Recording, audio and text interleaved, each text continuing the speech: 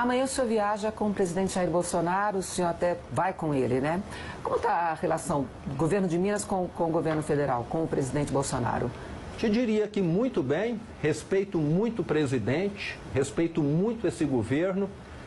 Sei que, eventualmente, ele tem sido criticado, mas uma coisa nós não podemos negar: é um governo de pessoas patriotas.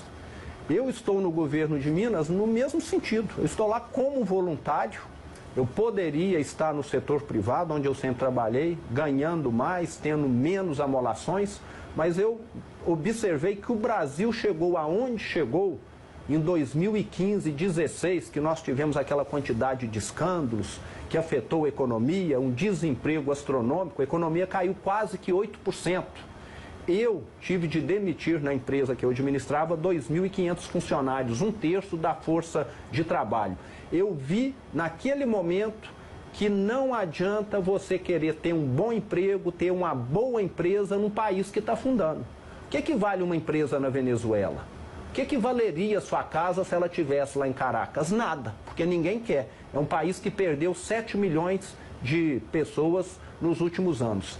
E o Brasil estava caminhando para ser algo semelhante a uma Venezuela. E por quê? Por causa de pessoas igual a mim. Eu sempre foquei muito no meu trabalho, no setor privado, e nunca participei de nada de política. E vi que a política, infelizmente tarde, aos 53 anos, é muito importante, que todos precisam participar. Não como candidato, como eu fui, mas participar de um partido, opinar, deixar claro que tem candidato bom, que tem candidato ruim, e não terceirizar como eu sempre fiz.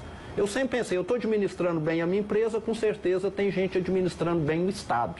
Pensamento simplista, para não dizer ingênuo.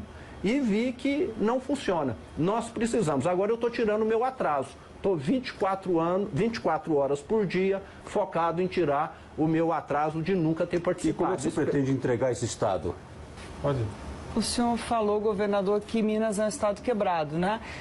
A gente precisa reconhecer que realmente foi a sua gestão que começou a tentar colocar Minas no regime de recuperação fiscal, que é essa espécie de recuperação judicial que o governo federal inventou para os estados, que até hoje só o Rio conseguiu entrar. Mas para entrar, e aí Minas tem falado com o Tesouro que até julho entregaria, né, as condições para entrar, vocês teriam que aprovar uma série de leis que até agora não, além da Previdência, privatizações, congelamento de salários e teto para despesas primárias. O seu problema é político no Estado? Eu te diria que não. O nosso problema lá foi pegar um Estado arruinado. Eles me perguntam, Minas tinha uma gestão ruim? Eu falo, Minas não tinha gestão. Aquilo estava solto. É como se numa empresa, cada departamento tivesse um presidente e cada um faria o que queria. O Estado estava administrado exatamente dessa maneira, não tinha nenhuma coordenação. Esse primeiro ano nós ficamos apagando incêndios.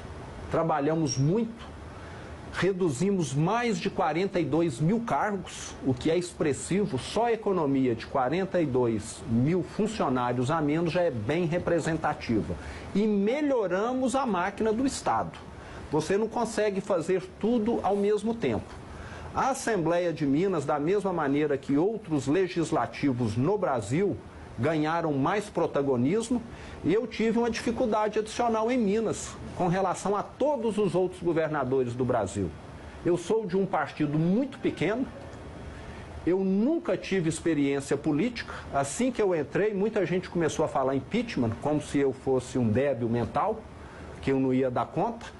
E depois de 5, 6 meses de governo, viram que nós éramos muito melhores do que quem estava lá. Inclusive a Assembleia de Minas criou um mecanismo muito bom que chama Assembleia Fiscaliza, aonde todos os meus 12 secretários, que antes eram 21, que eu reduzi para 12,